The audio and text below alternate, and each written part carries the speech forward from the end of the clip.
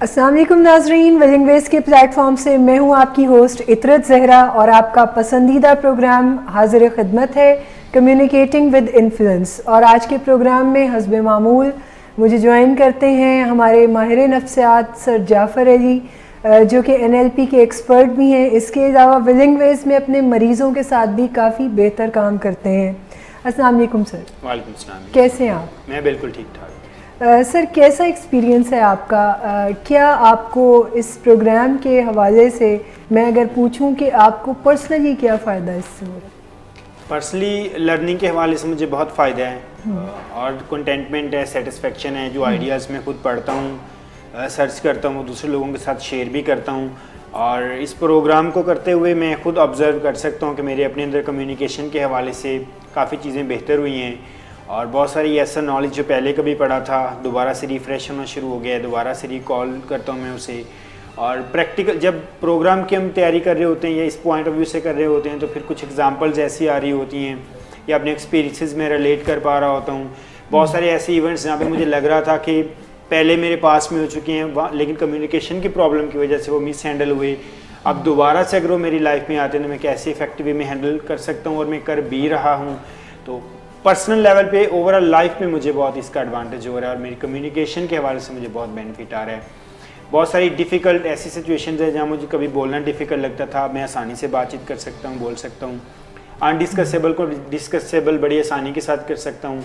और आप कह लें कि अब मैं कह सकता हूँ, जैसा कि मैं हमेशा पहले भी कहता था, कि हर बात हर इंसान से की जा सकती है अगर आपको बात करना आती है। बिल्कुल ऐसे ही है। दुनिया में कोई भी चीज़, कोई भी मौजू अनडिस्कसेबल नहीं है। जब आपको उस बात को करने का सही अंदाज़ आता हो तो आप कोई भी बात किसी के साथ भी आसानी के साथ कर सकते हैं। इसी मौजू के ऊपर हमने अपना ये प्रोग्राम भी तरतीब दिया और इसी मौजू के ऊपर हम आपको हेल्प भी करते हैं। मगर आज मैं चाहती थी कि सर भी अपने बारे में वेंट आउट करें और मैं भी आपको अपने बारे में बताऊं कि इस प्रोग्राम को डिज़ाइन करने में और इस प्रोग्राम का कंटेंट इकट्ठा करने में हमें कितनी ज़्यादा लोगों के साथ आसानी जो है वो मिली है कि हम बातचीत में काफ़ी आसानी और सहूलत महसूस करते हैं और हम ख़ुद भी अपने रिश्तों से बड़ा फ़ायदा उठाते हैं और अपने रिश्तों को मजबूत करते हैं इसी कंटेंट के थ्रू, जिसका नाम कम्युनिकेटिंग विद इन्फ्लुएंस है।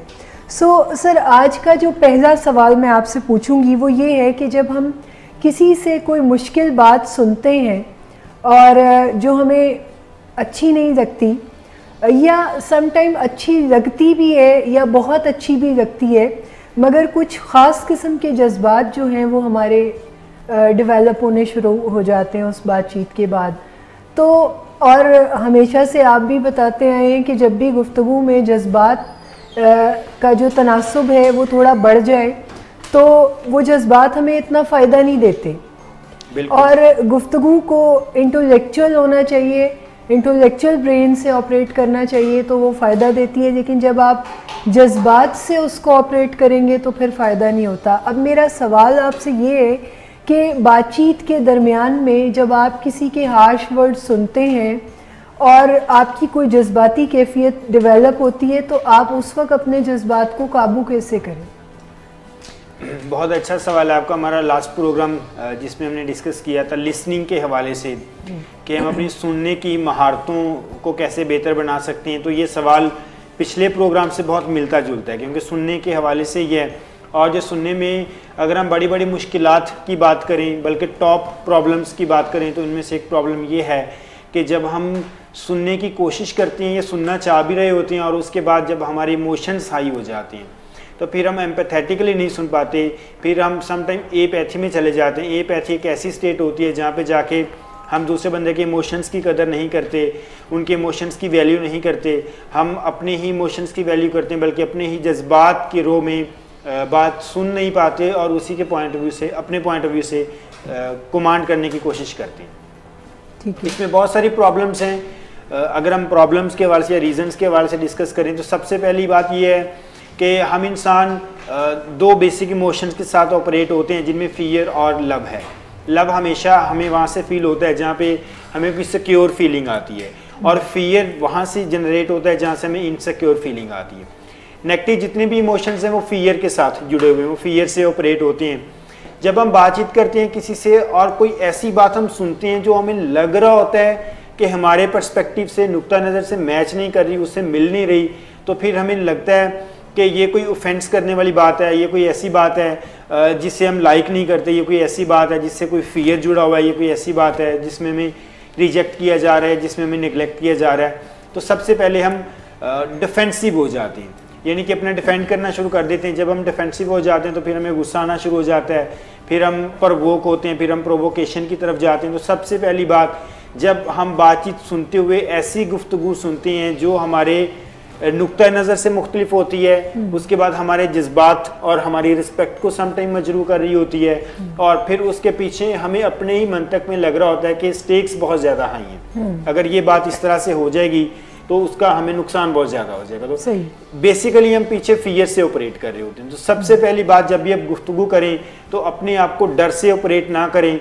सुनने की तरफ जब हम आते हैं तो सुनते हुए हमारा सबसे बेसिक पर्पज़ सुनना ही होता है, लिसन करना ही होता है। लिसनिंग के हवाले से एक एग्जांपल अभी मेरे माइंड में आ रही है। आज मैं रीड कर रहा था कि मदर अपने बच्चे को जब भी सुनती हैं तो बच्चा कुछ भी कहता है, तुम जैसे आज मुझे होमवर्क नहीं करना, मुझे खाना नहीं खाना, तो मदर फ़ौरन से बात सुनते ही गुस्से में आ जाती हूँ, फियर से ऑपरेट होती है, अच्छा खाना नहीं खाएगा सेहत ख़राब हो जाएगी, होमवर्क नहीं करेगा तो फेल हो जाएगा, तो मदर फ़ौरन से डांटना शुरू कर देती हैं।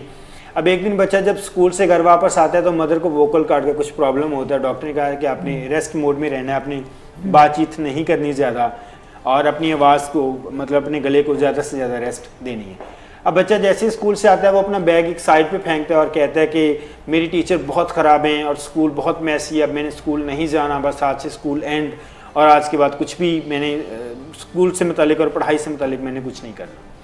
कोई बच्चा 1 मिनट के करीब बोलता रहता है इस तरह से, वो देखता है कि मेरी मदर कोई रिस्पॉन्स नहीं कर रही, फिर वो थोड़ी देर बाद इधर इर्द गिर्द एक चक्कर लगाता है और अपनी मदर के पास आके अपनी मदर की गोद में लेट जाता है, अपनी मदर के पास आके बैठ जाता है और बिना पूछे अपनी मदर से शेयर करना शुरू कर देता है कि आज मैं क्लास में खड़ा होकर कुछ रीड कर रहा था तो एक वर्ड मुझसे मिस प्रोनाउंस हो गया, तो जिसकी वजह से सारे बच्चों ने हंसना शुरू कर दिया और उनमें मेरी टीचर ने भी हंसना शुरू कर दिया। अब देखिए, जब हम लिसनिंग की तरफ आते हैं इस स्टोरी में, जैसे हम मदर ने बच्चे को सुनना शुरू कर दिया, जब सुनना शुरू कर दिया तो थोड़ी देर बाद बच्चे ने ऑटोमेटिकली वो चीज़ अपनी वेंट आउट कर दी, जिसकी वजह से वो स्कूल से ये इतने एक बहुत बड़ा उसने अपने टोर्नेडो क्रिएट किया हुआ था अपने माइंड में, वो सारा हल हो गया सिर्फ लिसनिंग की वजह से। अगर मदर आज भी उन्हें प्रॉपर तरीके से लिसन ना करती, सुनती ना, तो आज भी प्रॉब्लम वहीं पे रहती, यानी कि बच्चे का और मदर का क्लैश और बच्चे की हमेशा ही कंप्लेन कि आप मुझे सुनती नहीं है। सबसे पहली बात, हम जब सुनने की बात करते हैं तो इसका मतलब है कि हम सुनने की बात करते हैं, हम न्यूट्रल होकर सुनते हैं, हम किसी किस्म के इमोशंस की तरफ नहीं जा रहे। सुनते हुए हम कभी भी जजमेंट्स पास नहीं कर रहे, ये सही है या गलत है, इस रेफरेंस में नहीं सुने। बहुत सी बातें स्टार्ट में जब हम सुनने लगते हैं तो हमें गलत लगती हैं, हमारे इमोशंस चार्ज अप हो जाते हैं और हम सुन नहीं पाते, लेकिन जब उन्हीं बातों को हम मुकम्मल तौर पर सुन लेते हैं तो हमें लगता है कि नहीं, इनका एंड रिजल्ट कुछ और निकला और ये हमें सुन लेनी चाहिए, तो फिर हमें नदामत भी होती रहती है। तो ये छोटे छोटे पॉइंट्स हैं कि सबसे पहले सुने, डिटेल में सुने, जैसे हमने पिछले प्रोग्राम में भी डिस्कस किया था, listen listen listen and understand. सुने, फिर ज़रूरत को सुने, फिर किस मकसद के तहत बात की जा रही है और डिमांड उसमें क्या है, और फिर अपने आप को ये मैसेज दें कि अब मुझे अंडरस्टैंडिंग डेवलप हो रही है और हमें बेहतर तरीके से सुनने के मोड में। क्योंकि जैसे ही हम गुफ्तगू का फर्स्ट पार्ट जो है, इनिशियल पार्ट जो है, उसको हम सुनते हैं और हमें वो नागवार गुजरता है, तो बाकी का कंटेंट जो है वो हम किसी इमोशंस की रॉ में बहकर ही सुनते हैं और हम उसको प्रॉपर वे में नहीं सुनते। बिल्कुल, और सुनते हुए हमारा ज़्यादा टाइम पे, जो मेरी ऑब्जर्वेशन है, जो लोग मेरे साथ एक्सपीरियंस शेयर करते हैं कि ज़्यादा टाइम सुनते हुए वो सुन नहीं रहे होते, सुनते हुए वो जवाब बना रहे होते हैं, जवाब क्रिएट कर रहे होते हैं कि इसका रिप्लाई मैंने क्या करना है, इसका रिप्लाई मैंने क्या करना है, इसका रिप्लाई किस तरह से करूँगा। पहली बात। दूसरी बात, जब भी हम कोई ऐसी बात सुनते हैं तो हमें लगता है, ऐसी बात जो हमारे अगेंस्ट होती है, जिसमें हमारे इमोशन चार्ज अप होते हैं, तो हमें लगता है कि यहाँ पे इल्ज़ाम लगाया जा रहा है, हम ये फील कर बैठते हैं अपने माइंड में कहीं ना कहीं से इल्ज़ाम लगाया जा रहा है। ऐसा नहीं होता, ये ऐसी स्टेट में भी यही है कि आप सुने। जब आप सुनना शुरू करते हैं तो फिर पहले से हमारा एक ये इंस्टिंक्ट में भी है, एक हमारे इन्वायरमेंट का भी फैक्टर है कि जब हम सुनने की तरफ आते हैं और ऐसी बात को सुनते हैं तो हम फ़ौरन से ये ज्यूम कर लेते हैं यकीनन कुछ गलत किया है। अच्छा गलत किया है, वो मेरे साथ किसी तलख लहजे में बात कर रहा है तो इसका मतलब ये है कि वो ब्लेम मेरे ऊपर आएगा, वो सारा मुद्दा मेरे ऊपर आएगा। हम अपने अंदर ही कहीं ना कहीं पे स्टोरी खुद से बनाते हैं, स्टार्ट करते हैं, उसका कोई एंड रिजल्ट निकालते हैं और वो रिजल्ट हमें ये कहता है फ़ौरन से कि जो कुछ अभी भी बात जितनी भी हुई है इसे यहीं पर रोक दें और इस बात को तस्लीम ना करें। अब हम तस्लीम नहीं करते तो ये प्रोवोकेशन का सिलसिला दोनों एंड से चलना शुरू हो जाता है। जब भी बातचीत सुने तो इस पर्पस के थ्रू सुने कि इसमें मेरा रोल या मेरी रिस्पॉन्सिबिलिटी क्या है। अगर आपका कोई रोल रिस्पॉन्सिबिलिटी निकल रही है तो आप उसकी जिम्मेदारी ज़रूर लें और उसे ठीक करने की तरफ जाएं, लेकिन अगर नहीं निकल रही तो पूरी बात को तसल्ली के साथ सुने और उसके बाद अपना point of view fact base पे शेयर करें कि अच्छा ये फैक्ट्स हैं। सुनने की तो शायद कोई फीस नहीं होती या कोई टैक्स सुनने पे आज तक लगाया नहीं गया, तो यकीनन ये कोई बहुत ही अर्जा सी चीज़ है कि किसी भी इंसान की बात को सुन लिया जाए बजाय इसके कि आप कोई बर्डन अपने ऊपर डालें। वो बात की बात है कि इंटरप्रिटेशन उसकी फिर क्या होती है, लेकिन पहले गुफ्तगू को सुन लेना चाहिए।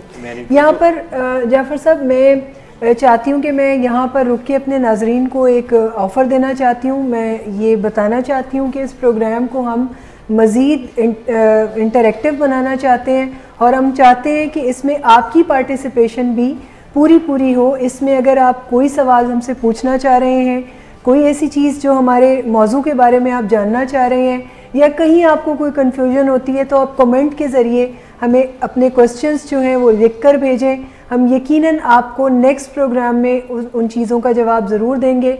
बल्कि आगे हम ये भी चाह रहे हैं कि हम कोई लाइव कॉल्स का कोई ऐसा सेगमेंट भी स्टार्ट करें जिसमें आपके क्वेश्चंस को उसी वक्त हम रिस्पॉन्ड करें और जवाब आपको लाइव प्रोग्राम के दौरान ही दिया जाए। मगर अभी हम ये इसको इस तरीके से करें कि आपके इस प्रोग्राम में नेक्स्ट वीक हम सवालों को ज़रूर शामिल करते हैं जो हमें आप आज भेजते हैं। लिहाजा लिख के भेज दीजिए ऐसी कोई भी प्रॉब्लम जो आप जानना चाह रहे हो हमसे। सुनने के हवाले से एक और मैं बात यहाँ पे शेयर करना चाहूँगा कि जो हम पहले से अपने ब्रेन को कमांड्स देते हैं वो बहुत ज़्यादा रोल प्ले कर रही होती हैं। समटाइम ऐसा होता है कि अगर किसी से हमने कोई बात करनी तो हमें पहले से थोड़ा सा आइडिया होता है, अच्छा हम उससे बातचीत करेंगे तो बातचीत थोड़ी सी इमोशनली चार्ज अप हो जाएगी, वो थोड़ी गुस्से से बातचीत करने वाली होगी, या हमारे पहले से जो इमोशंस हैं वो थोड़े से हाई होते हैं, या अगला बंदा बात करता है तो वो थोड़ा सा इमोशनली चार्ज अप होकर बात करता है। तो हम अपने माइंड को पहले से सेट कर लेते हैं कि अच्छा अब मैंने उसके इमोशंस के अंडर नहीं आना, अब अगर वो ऐसा जवाब देगा तो मैं भी आगे से ऐसा जवाब दूंगा। मतलब हम बातचीत स्टार्ट करने से पहले ही अपने आप को वार्म अप कर लेते हैं। जैसे वो रन करने के लिए अपने आप को वार्म अप करते हैं तो हम पहले ही वार्म अप करके अपने इमोशंस को चार्ज अप कर लेते हैं कि अब हम ऐसा काम कर देंगे, हम भी चढ़ाई के लिए चढ़ दौड़ेंगे। तो हम बात करने की बजाय अब हमलावर होने के लिए ज्यादा तैयारी कर रहे होते हैं। बिल्कुल कॉमनली हम बातचीत के बाद एक डायलॉग हम में से हर कोई बोलता हुआ नजर आता है जिसमें हम आराम से ये बात कहते हैं, मुझे पता था जब मैं ये बात करूंगा तो वो यही जवाब देगा। यानी इतने अंतर्यामी हम होते हैं कम्युनिकेशन के मामले में कि हमें पता होता है कि किसके साथ हमारे ताल्लुकात कैसे हैं या कौन पर्सन जो है वो हमें आगे से किस किस्म का जवाब देगा। तो हमें इस बारे में फिर पहले से सोच के रखना चाहिए कि फिर उसका जवाब क्या होगा और हमारा जवाब। यानी गुफ्तगू की लीडरशिप जो है अगर वो हम अपने हाथ में रखें या दूसरे लफ्ज़ों में ये कहें कि उसे इंटेलेक्चुअल ब्रेन के थ्रू ऑपरेट करें तो फिर हम चीज़ों से फ़ायदा ज़रूर उठा सकते हैं। बिल्कुल, ये प्रेडिक्शन जो अभी आपने बात की ये हमें बहुत फ़ायदा दे सकती है कि अगर हमें पहले से पता है कि दूसरा पर्सन किस तरह से बात करेगा तो हम पहले से अपने ब्रेन को ये कमांड दे छोड़ें कि हमने पुरसकून रहना है, हमने असर्टिव रहना है, हमारी बॉडी लैंग्वेज असर्टिव होगी, हम कोई बहुत ज़्यादा पैसिव नहीं होंगे, हम अग्रेसिव भी नहीं होंगे, हम सुकून से बात को सुनेंगे। बात तलख भी हो सकती है, बात किसी मोड पे भी जा सकती है, अगर बात ज़्यादा क्रिटिकल हो गई तो हम टाइम आउट भी ले लेंगे, ये भी हमारे पास ऑप्शन है। हम रिक्वेस्ट कर लेंगे कि अभी आपके और मेरे मिजाज थोड़े से तलख हो गए हैं तो इस पर हम बातचीत बाद में कर लेंगे। हम अपनी कॉमन गोल्स को शेयर कर लेंगे लेकिन बात को तलख नहीं होने देंगे। ये पहले से हम अपने आप को कमांड दे के बात को आगे बेहतर तरीके से लिसनिंग एंड को स्ट्रॉन्ग कर सकते हैं। सुनते हुए दो अकायद हमेशा ज़हन में रखें जी। जब भी आप किसी को सुनने जा रहे हैं, तो हमेशा माइंड में रखें सबके मसाइल को आप सुन तो सकते हैं लेकिन सबके मसाइल को हल नहीं कर सकते। बिल्कुल। तो सुनने पे फोकस करें बजाय इसके कि मसाइल को फिलफौर हल करने की तरफ। दूसरा, ये आपकी रिस्पॉन्सिबिलिटी नहीं है कि जितने लोगों के मसाइल आप सुने तो उन्हें हल भी करें। सुनना एक अलग चीज़ है, सुनना रिस्पॉन्सिबिलिटी टेकिंग नहीं है, ये वैलिडेशन है जिसमें आप उसकी फीलिंग्स को, जज्बात को वैलिडेट कर देते हैं, लेकिन हल करने की तरफ नहीं जाते जब तक दूसरा बंदा मदद के लिए नहीं कहता। तो ये दो अकायद हमेशा अपने माइंड में रखें कि सुनने का मतलब सिर्फ सुनना है, और ये आपके बस की बात नहीं है, इतनी हिम्मत भी नहीं है। हम इंसान महदूद हैं अपने वसाइल में, और हम सारे काम नहीं कर सकते, तो हम लिमिटेड रहते हैं। और रिस्पॉन्सिबिलिटी बिला वजह अपनी तरफ ना ले।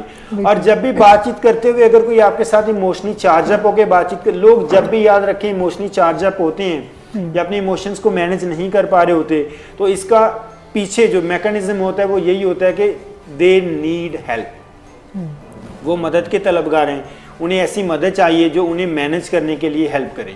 तो जब लोग गुस्से से बात करें तो यकीन कर लें कि वो पीछे कहीं ना कहीं से डरे हुए हैं। जब लोग ज़्यादा रोना शुरू कर दें तो अब फिर भी आपकी मदद चाहते हैं, वो आपकी तरफ से सपोर्ट चाहते हैं, लेकिन आप वैलिडेट करवा लें और उसके बाद उस सपोर्ट की तरफ जाएं। जो लोग इमोशनली स्ट्रांग होते हैं, जिन लोगों का EQ यानी कि इमोशनल इंटेलिजेंसी अच्छी होती है, वो कभी भी खुद चार्ज अप नहीं होते, बल्कि दूसरों को भी नॉर्मल रहने में हेल्प करते हैं। तो जो लोग अपनी हेल्प खुद नहीं कर सकते, तो इसका मतलब ये है कि आप अगर वो चाहते हैं तो आप उनकी हेल्प कर सकते हैं।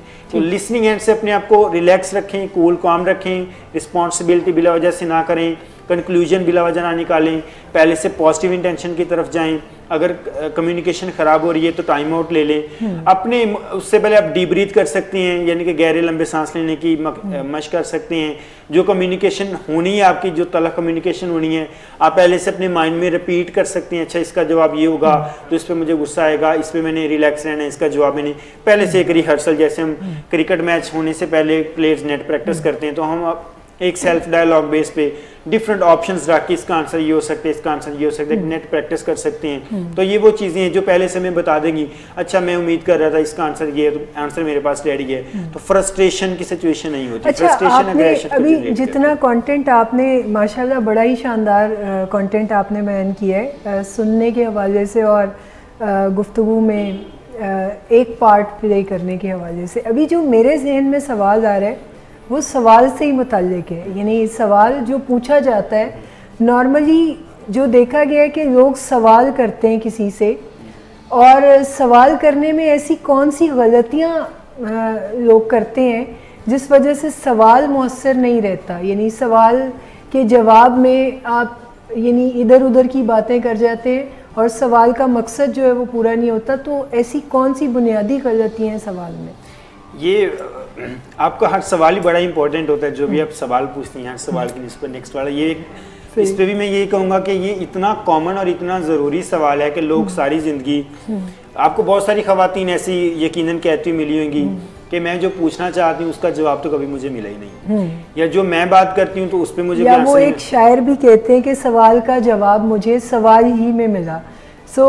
ऐसा फिर क्या तरीका होना चाहिए कि हम सवाल की वैलिडेशन को परख सकें कि सवाल कोई वैलिड सवाल भी है, यानी उसमें जो पूछा गया है वो पूछने के काबिल भी था, या पूछने का तरीक़ाकार जो है वो अप्रोप्रिएट था या नहीं था। तो सवाल करते वक्त हम क्या गलतियां करते हैं, मैं चाहती हूँ वो ज़रा आप बता दें। अब ये दोनों तरीके हैं इसमें। अब ये दो सवाल आपने मिक्स किए कि गलतियां क्या करते हैं, और उसके बाद हम डिस्कस करेंगे कि लेकिन पहले आप मिस्टेक्स का बताएं कि क्या मिस्टेक्स जो कॉमन मिस्टेक्स होती हैं वो दोनों एंड पे होती हैं, हमारी बॉडी लैंग्वेज के हवाले से भी होती हैं और हमारे वर्ड सिलेक्शन के हवाले से भी होती हैं। जो बॉडी लैंग्वेज के थ्रू आती हैं वो पीछे से हमारे माइंड से जब ऑपरेट होती हैं, तो सबसे पहली बात ये है कि हमारी इंटेंशन क्या है, हम पूछना क्या चाहते हैं। सम टाइम ऐसा होता है कि हम जवाब इसलिए, सवाल इसलिए पूछते हैं कि हम जवाब लेना चाहते हैं, जिसका अक्सर जवाब ये मिलता है, अच्छा मेरी तरह से जवाब है, फिर जवाब ही समझी। तो इंटेंशन क्या है अभी आपकी, जो आप पूछना चाह रहे हैं कि आप वही पूछ रहे हैं, पहली बात की।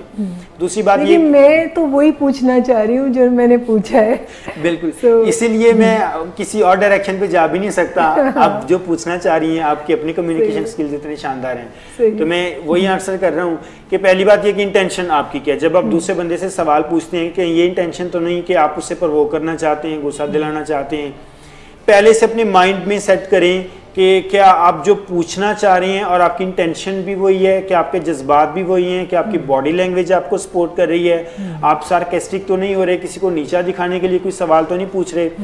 कॉमन मिस्टेक्स ये होती हैं कि हम सार्केस्टिक हो जाते हैं, हम सवाल इस घर से पूछते हैं कि जो हम जवाब चाह रहे होते हैं वही जवाब मिले, ऐसा नहीं होता। जब आप किसी से ये पूछेंगे कि तुमने सुधरना है या नहीं सुधरना, तो फिर आपको जवाब कभी भी ये नहीं मिलेगा कि सुधरना है।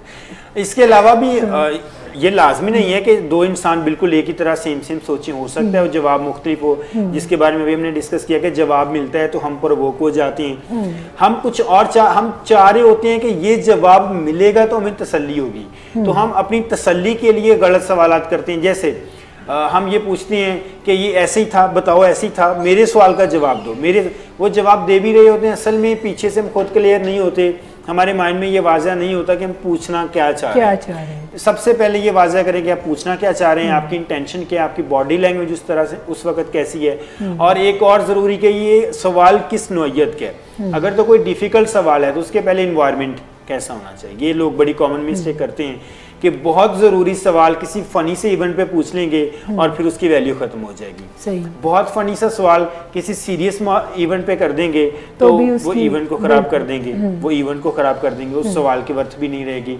तो टाइम, प्लेस, पर्सन और जिस सिचुएशन में आप बात करें, हमेशा ये फॉर्मूला मैं डिस्कस करता हूँ कि आप कौन सा सवाल किस पर्सन से कर रहे हैं, किस वक्त कर रहे हैं, और उस सवाल की नौइयत क्या है, क्या वो प्राइवेसी वाला है, क्या वो पब्लिक लेवल पे पूछने वाला है, और फिर उसके बाद वाई क्वेश्चनिंग बहुत ज्यादा नहीं करनी, क्यों वाले सवाल नहीं करनी, क्यों ऐसे हुआ, ये क्यों ऐसे किया, यानी अंकल क्यों नहीं बनना। ठीक है। क्यों वाला सवाल जब भी हम इंसान सुनते हैं तो साइकोलॉजिकली हम डिफेंसिव हो जाते हैं कि अच्छा इसका मतलब ये है कि कोई डिफेंस करने वाली चीज़ है, कोई मुद्दा आन पड़ा है हम पे, तो फ़ौरन से लोग डिफेंसिव हो जाते हैं, फिर उसके लिए वो रीज़न तलाश करते हैं, क्योंकि क्यों और आगे बिकॉज से वो सेंटेंस स्टार्ट होते हैं, क्योंकि, इसलिए, ऐसे हुआ।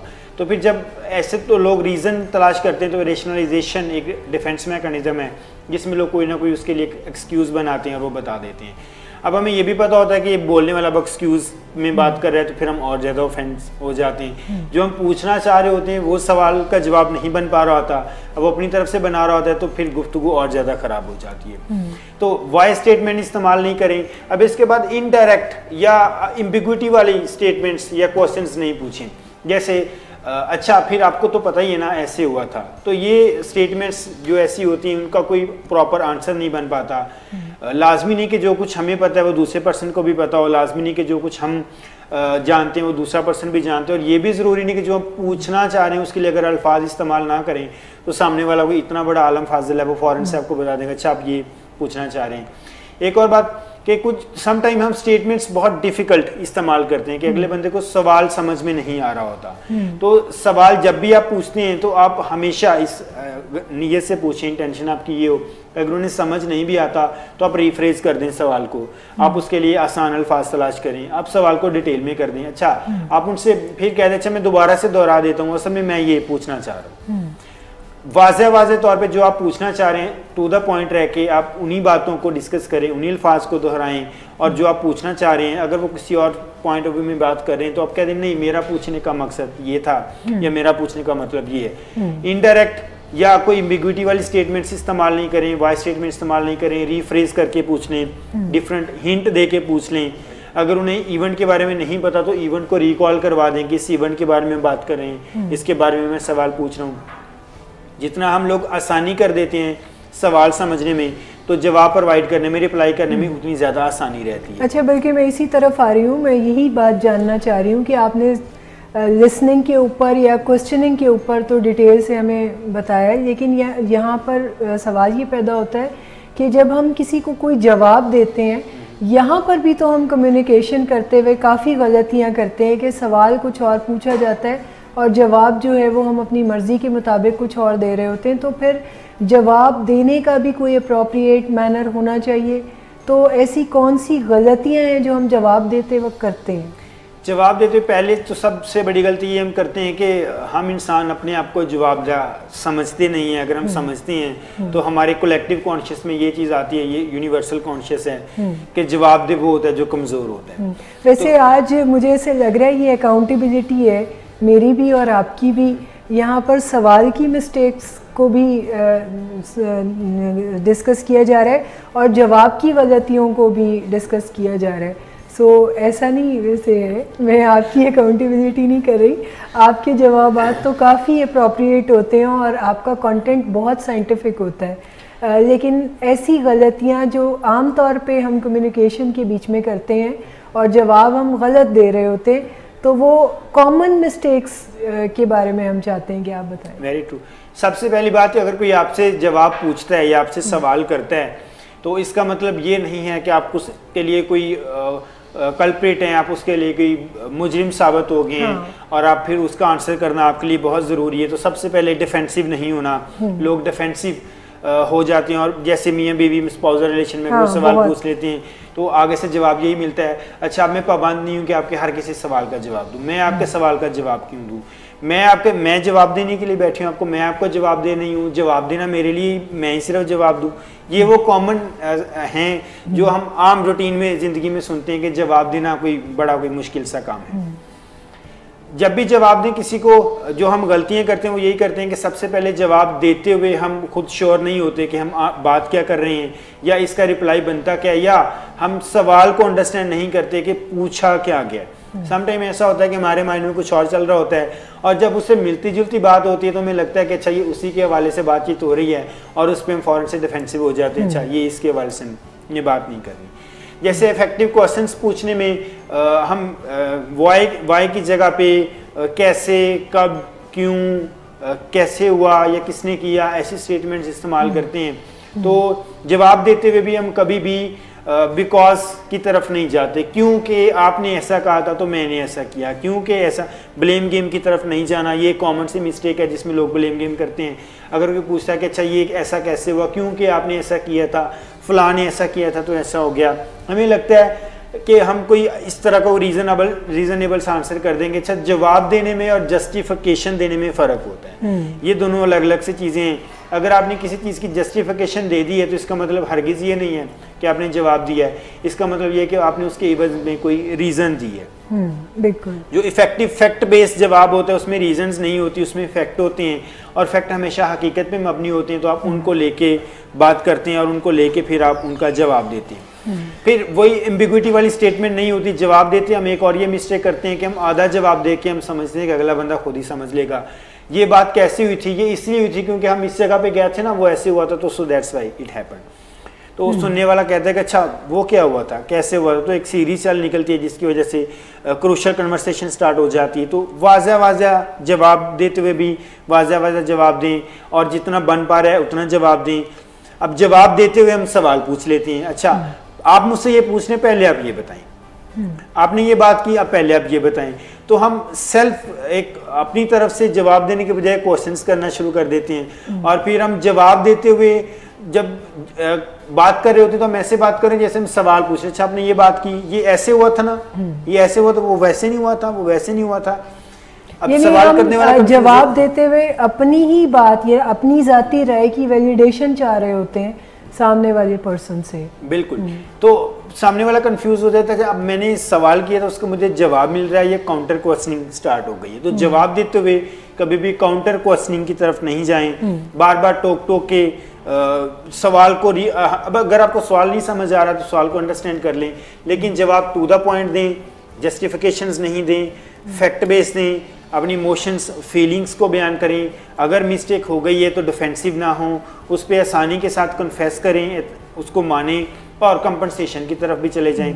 तो एक्सक्यूज़ कर लेना कोई बहुत बड़ी बात नहीं। कुछ ऐसे जवाब होते हैं जैसे जो अकाउंटेबिलिटी से बिल्कुल भी नहीं मिलते, रूटीन के, जिनमें सिर्फ हमने वैलिडेशन करनी होती है। जैसे अगर कोई हमें कोई बात सुना रहा है तो उसके बाद हमें पूछता है कि अच्छा मैंने ठीक किया या गलत किया, तो उसमें हमने सिर्फ वैलिडेट करना होता है कि हाँ आपने ठीक किया या गलत किया।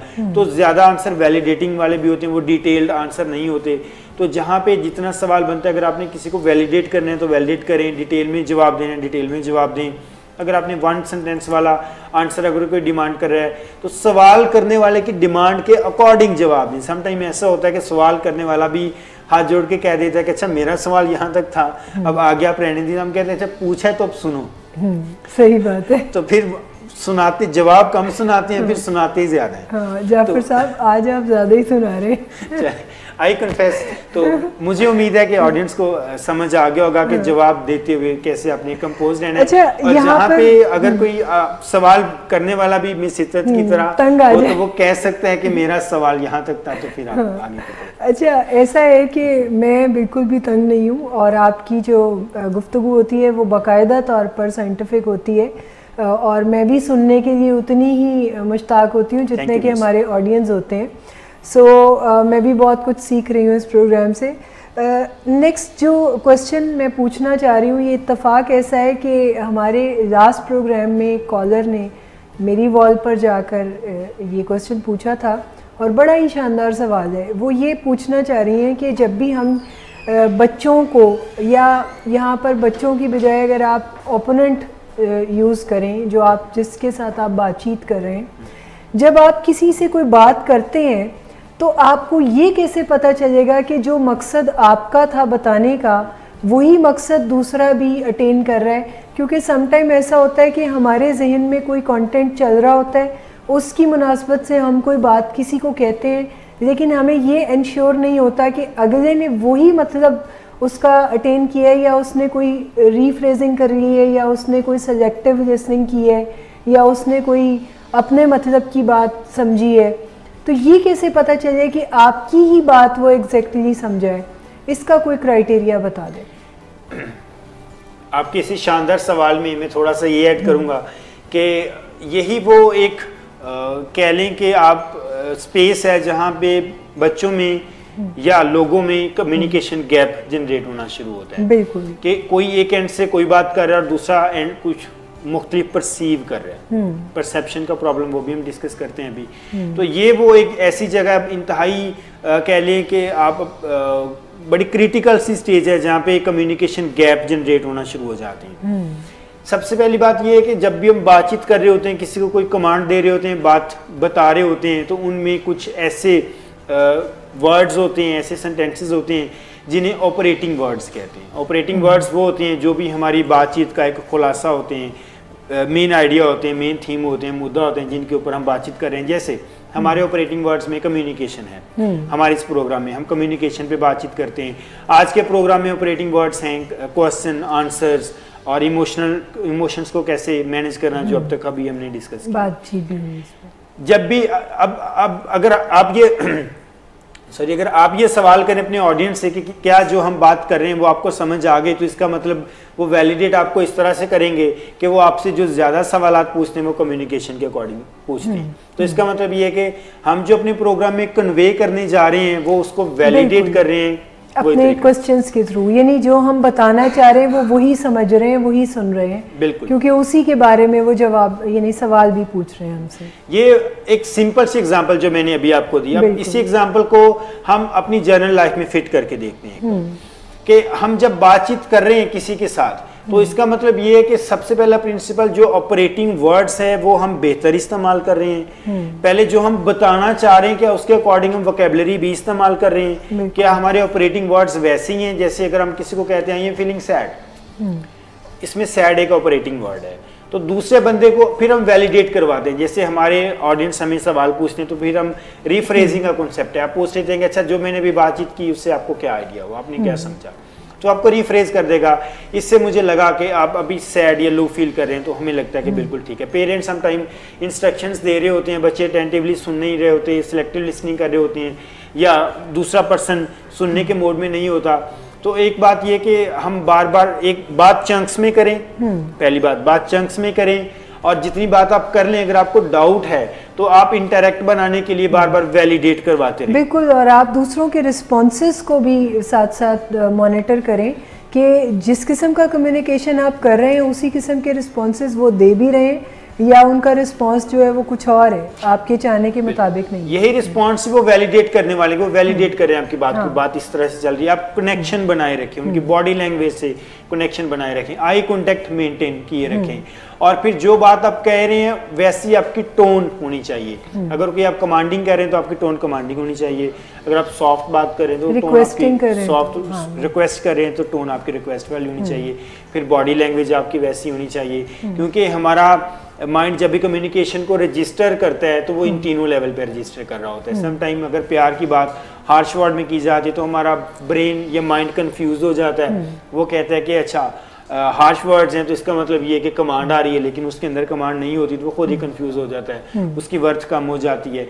तो जिस अपनी टोन को, बॉडी लैंग्वेज को, अपने वर्ड सिलेक्शन को, इन चीज़ों को वाज़ा वाज़ा रखें, रीफ्रेजिंग करवा लें, फिर अगले पर्सन से पूछ लें अच्छा मैं आपको बात समझा पाया हूँ, अच्छा जो मैंने अभी बातचीत की अगर आप एंड पे बता दें कि आज हमने क्या बातचीत की, उसके मोटे मोटे जो नकात हैं वो डिस्कस कर लें। मतलब आप क्रॉस वैलिडेशन करवा लें, आप क्रॉस क्वेश्चनिंग करके पूछ लें, जैसे लेक्चर देते हुए टीचर क्लास में बच्चों से पूछ लेता है या अपनी बात को आधा कंप्लीट नहीं करता और छोड़ देता है तो गेस करें कि इसके बाद क्या आएगा। आप भी पूछ सकते हैं अच्छा कैसा, अगर वो सही बता देते हैं अप्रिशिएट करेंगे, सही नहीं बताते तो आप कह दें कि हम इस पॉइंट ऑफ व्यू से या इस पॉइंट पे बात कर रहे हैं, तो उसकी तरफ आ जाएंगे।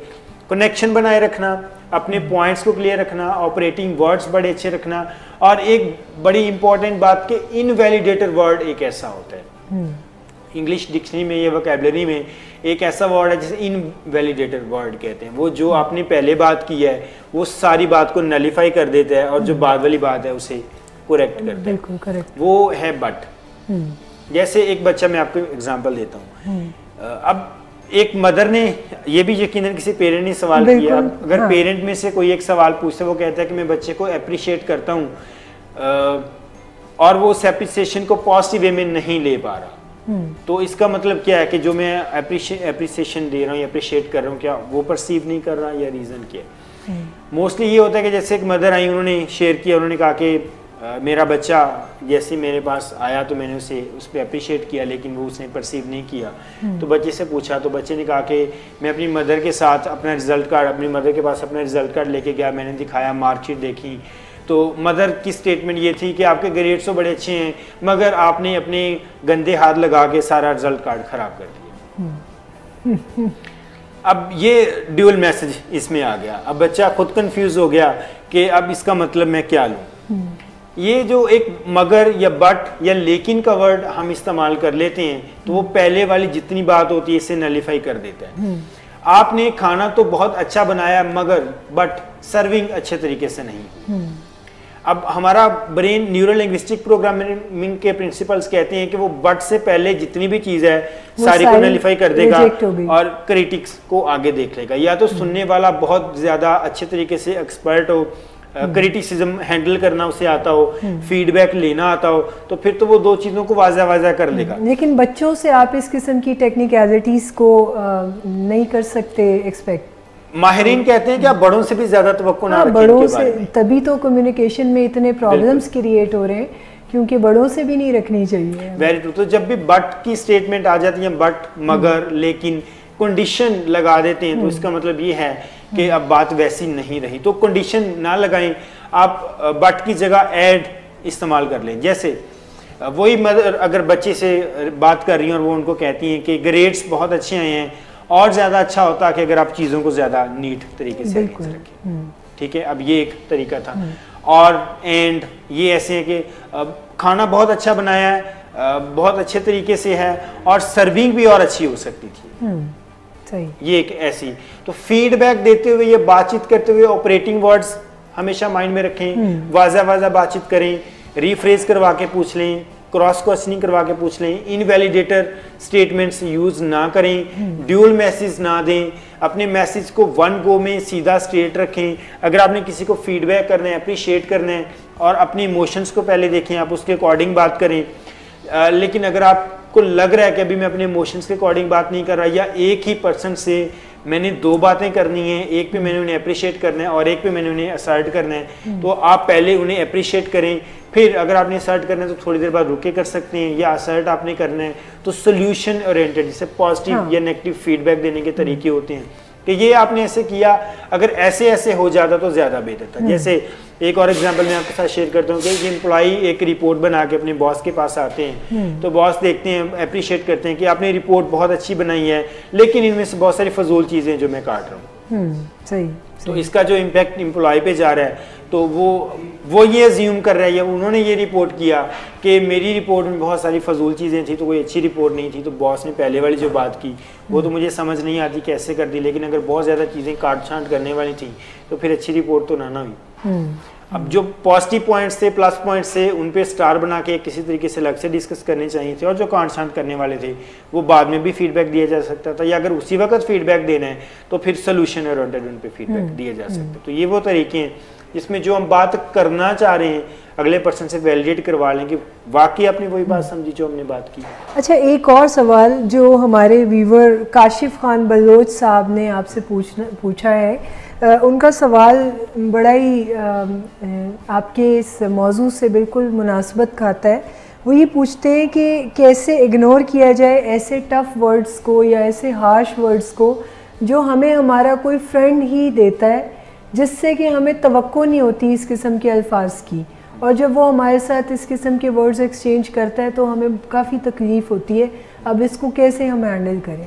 तो ये मेरा ख्याल है आज के प्रोग्राम में इन चीज़ों के ऊपर बातचीत हो भी चुकी है, लेकिन आप काशिफ साहब की मदद के लिए इस कंटेंट को ज़रा एलैबोरेट कर दें। सबसे पहली बात ये कि अगर उनके फ्रेंड फ्रीक्वेंटली ऐसा कर रहे हैं और वो चाह रहे हैं कि इन्हें इग्नोर कैसे किया जाए, तो ऐसे पॉइंट में इग्नोर करना मुनासिब नहीं है।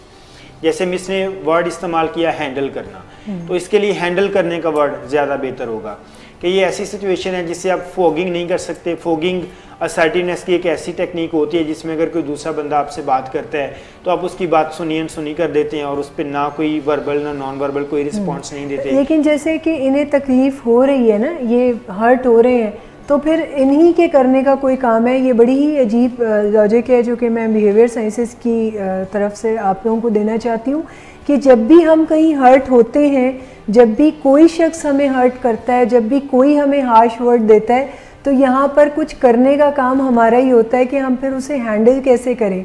क्योंकि जब भी कोई आपको, जैसे क्रिकेट में कोई आपको बॉल फेंकता है, तो आप ही के हाथ में होता है कि आप उस बॉल को किस तरह हिट करें कि उस बॉल से फिर आप कोई फ़ायदा उठाएं, उस बॉल पे आप क्लीन बोल्ड ना हो जाएं।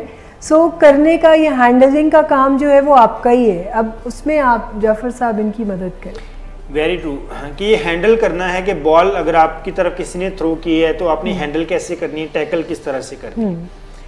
फॉकिंग या इग्नोर करने से अगर काम नहीं बन रहा, आप सुनी करते हैं, लेकिन फिर भी अगर वो आपको तंग किए जा रहे हैं तो फिर अब बात करने की बारी है। इसे जब कोई भी किसी की बात आपको टीज कर रही है, आप उससे इरिटेट हो रहे हैं, तो फिर ये चुप रहने वाला मामला नहीं है। ये अंदर ही अंदर आपको ज़्यादा तंग करेगा। और एक दिन आप अगर पैसिव अभी हो रहे हैं, आप कह रहे हैं कि मेरा दोस्त है, मैं बात नहीं कर पा रहा, तो एक दिन आप पैसिव अग्रेसिव हो जाएंगे। इसका मतलब ये है कि एक दिन फिर धमाका होगा और फिर आप अपने दोस्त को किसी एक छोटी सी बात पे या किसी एक ऐसे पॉइंट ऑफ व्यू से इतना जोरदार धमाका देंगे कि वो हैरान रह जाएगा और रिलेशन खतरे में आ जाएगा। बिल्कुल। और किसी छोटी सी बात पे अक्सर औकात देखा गया है कि बड़ी बड़ी पुरानी दोस्तियां जो है वो ख़त्म हो जाती हैं, और लेकिन यकीनन उसके पीछे जो है वो हिस्ट्री का काफ़ी कंटेंट होता है जो आहिस्ता आहिस्ता करके किसी शख्स ने अपने दिल में जमा किया होता है। तो अगर आप पैसिव हो रहे हैं, आप दोस्त से बात नहीं कर रहे, तो यकीनन आपका रिश्ता जो है वो उसके साथ ख़तरे में है। यहाँ पर आप उन स्किल्स को सीखें, उन स्किल्स को अप्लाई करें जिन स्किल्स के थ्रू आप उससे खुल के बात करें, और ऐसी बात करें जिससे आपका ये रिश्ता जो है वो बेहतर तौर पर उस्तवार हो सके। बिल्कुल। इसके लिए सबसे पहली बात यह है कि आप अपने इमोशंस को हैंडल करें, अपने इमोशंस को मैनेज करें और इस मसले को एक मसला समझें। जब आप इसे मसला समझेंगे कि ये एक प्रॉब्लम है और मैं इसे हल करने की तरफ जा रहा हूँ, आप अपने इमोशंस को ऑटोमेटिकली नॉर्मल करना शुरू कर देंगे, क्योंकि ये एक मसला है और आप सोल्यूशन की तरफ जा रहे हैं। और आपका दोस्त मदद चाह रहा है, असल में आप उसकी हेल्प करने की तरफ जा रहे हैं कि वो आपको तंग ना करे। इसमें आप अपनी भी मदद कर रहे हैं, अपने दोस्त की भी मदद कर रहे हैं। आप अपनी फीलिंग्स शेयर करें उनके साथ कि जब भी आप ये बात मेरे से करते हैं तो मैं इससे बहुत इरिटेट होता हूँ और ये मुझे अच्छी नहीं लगती, या हर्ट करने वाली फीलिंग्स, अपनी फीलिंग्स का इजहार करें। अब इसमें होता ही है कि समटाइम जब हम दोस्तों को ये बात कहते हैं तो वो और ज़्यादा मजाक करना शुरू कर देते हैं और वो हमें तंग करने की इवज़ से कह रहे होते हैं और वो इंजॉय करना शुरू कर देते हैं कि वाकई ये इससे तंग हो रहा है। तो इसमें हमारी बॉडी लैंग्वेज हमारा साथ नहीं दे रही होती। जब भी आपने ये बात करनी है तो आपने अकेले में बात करनी है, आपने असर्टिव होकर बात करनी है। और अगर इस पर वो ह्यूमर यानी हंसने वाला या ह्यूमर वाला डिफेंस मैकेनिज्म अपनाते हैं तो आप उनसे स्टेट कहने का आई एम सीरियस ना हो, मैं बड़ी कोई संजीदा सी बात आपके साथ कर रहा हूँ और मैं अपनी फीलिंग्स का इजहार कर रहा हूँ। अगर वो दोबारा आपके साथ ऐसा करते हैं तो आप फिर कहते हैं कि आप जैसे समझदार, मैं ये तवक्को नहीं कर रहा था कि आप जैसा कोई समझदार इंसान इस तरह से बिहेव करेगा, जिनके साथ मैं एक बार पहले भी अपनी फीलिंग्स का इजहार कर चुका हूँ। या एक तरीका ये है कि आप उनसे बातचीत करें और आप कहें कि आप मेरे बड़े अच्छे अजीज़ दोस्त हैं, या मैं आपको बड़ा अपना अजीज़ दोस्त समझता हूँ और मैं समझता हूँ कि आप मेरी फीलिंग्स को अंडरस्टैंड करेंगे। मैं आपसे ये शेयर करना चाहता हूँ कि इसकी वजह से चीज़ें डिस्कस हो रही हैं, चीज़ें ख़राब हो रही हैं, तो आप सोल्यूशन की तरफ आएँ। उसके बाद एक ब्रोकन रिकॉर्ड टेक्निक है कि अगर वो 10 बार आपसे ये एक बात करते हैं और वो बाज नहीं आ रहे, तो आप 10 बार उनसे सेम तरीके में जाके उनसे बातचीत करें और अपनी फीलिंग्स का इजहार करें। समटाइम ऐसा होता है कि उनकी भी एक हैबिट डेवलप हुई होती है और दूसरे एंड से आप हैबिट को रीइंफोर्स कर रहे होते हैं, यानी अगर वो तंग कर रहे हैं तो आप तंग हो रहे हैं। आप अपनी बॉडी से ये मैसेज दें कि मैं तंग नहीं हो रहा, बल्कि अगर वो ऐसा करते हैं तो आप उन्हें अच्छा फील ना करवाएं। अगर वो तंग आपको करके अच्छा फील कर रहे हैं तो आप उन्हें अच्छा फील ना करवाएं, बल्कि आप भी बदले में अपनी फीलिंग्स का रिस्पेक्टफुल इजहार करें और उनकी उससे अच्छी फीलिंग्स एसोसिएट नहीं होनी चाहिए। बिहेवियरल साइंसेस कहती हैं कि हमारी हैबिट्स उस वक्त ज़्यादा स्ट्रांग होती हैं जब हम जो करना चाहते हैं वो करने के बाद हमें मज़ा आता है। अगर वो काम करने में उनको मज़ा नहीं आएगा, मतलब आप तंग नहीं करेंगे बल्कि उल्टा वो इरिटेशन फील करेंगे, आप अपनी फीलिंग्स का इजहार करेंगे, उन्हें मज़ा नहीं आ रहेगा, तो उनकी ये हैबिट ग्रेजुअली कम होना शुरू हो जाएगी। और इसके इवज़ अगर आपको लग रहा है कि कोई कम्युनिकेशन गैप आना शुरू हो गया या पीछे हटना शुरू हो गए हैं, तो आप अपनी रिस्पेक्ट के इवज़ एक बाउंड्री सेट कर सकते हैं अपने और दोस्त के रिलेशन के दरमियान। तो बाउंड्रीज में रिलेशन की खूबसूरती वैसे भी हम हमेशा से बातचीत करते हैं कि बाउंड्रीज में होती हैं और रिश्ते हमेशा बाउंड्रीज में होनी चाहिए। जब बाउंड्रीज क्रॉस करते हैं हम तो ये चीज़ें हमें ज़्यादा तकलीफ देती हैं और ये बाउंड्री ना सेट करने की वजह से आपको खामखा तकलीफ का सामना पड़ रहा है। तो अपने रिलेशन को बाउंड्रीज दोबारा से डेवलप करने की ज़रूरत है, असर्ट करने की ज़रूरत है, अपनी फीलिंग्स का इजहार करने की ज़रूरत है, अपनी फीलिंग्स का इजहार करने या दूसरे लफ्ज़ों में अगर मैं आपको ये बताऊं कि अगर आप किसी शख्स को अपना दोस्त कंसिडर करते हैं, वो आपका दोस्त है यकीनन, और आप उसकी किसी बात से हर्ट होते हैं, तो इस बात का इंतज़ार ना करें कि उस शख्स को खुद ही एहसास होगा या उसके ऊपर कोई सहीफ़ा नाजिल हो जाएगा कि उसके किसी वर्ड ने आपको हर्ट किया है। बेहतर तो ये है कि ये इन्फॉर्मेशन आप खुद ही उसे पहुँचाएँ कि आपके इस किस्म के अल्फाज ने मुझे काफ़ी तकलीफ़ पहुँचाई है, और अगर वो आपका दोस्त है तो फिर मुझे नहीं ऐसे लगता है कि वो आपको दुख दे के खुशी महसूस करेगा। Very true. तो अपने दोस्ती के रिश्ते को मुस्तहकम करें और हमारा प्रोग्राम देखते रहें, और जब भी जहाँ कोई प्रॉब्लम फेस करें तो अपनी प्रॉब्लम्स को लिख के भेज दीजिए कमेंट्स के ज़रिए हम तक। हम यकीनन साइंस की रोशनी में आपको उसका जवाब ज़रूर देंगे और आपकी मदद जो है वो करते रहेंगे। इसी पैगाम के साथ कि खुश रहें और अपने रिश्तों से फ़ायदा उठाते रहें, इजाज़त चाहेंगे। अल्लाह हाफ़िज़।